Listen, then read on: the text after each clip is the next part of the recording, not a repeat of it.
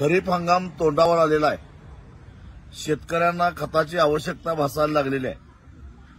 Urea, super phosphate, डीएपीचे तुटवडा जाणवायला लागलेला आहे.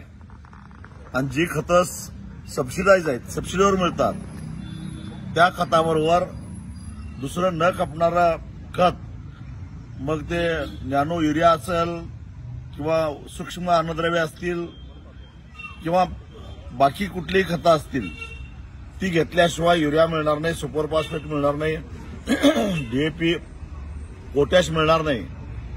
अशा प्रकारची सक्ती हे जे खत कंपन्यांचे स्टॉकिस्ट आहेत ते करायला लागलेले आहेत. कृषी मंत्री, मुख्यमंत्री फक्त घोषणा करतात, प्रत्यक्षामध्ये तसं घडताना दिसत नाही.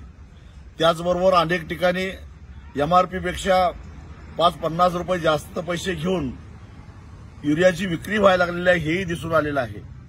माझी सर्व शेतकऱ्यांना कळकळीची विनंती आहे, एमआरपीपेक्षा 1 रुपया सुद्धा कुठल्याही विक्रेत्याला देऊ नका. लिंकिंगची जर का सक्ती करण्याचा प्रयत्न केला, स्टॉक असून सुद्धा जर का खतं देण्यास नकार दिला, तर त्या विक्रेत्यांची नावं स्वाभिमानी शेतकरी संघटनेला कळवावीत. वेळ प्रसंगी कायदा हातात घेऊन दुकान फोडून आम्ही शेतकऱ्यांना खतं वाटप केल्याशिवाय सोडणार नाही. पण एमआरपीपेक्षा 1 रुपया आमच्याकडून द्यायला मिळणार नाही आणि लिंकिंग अजिबात सहन करणार नाही.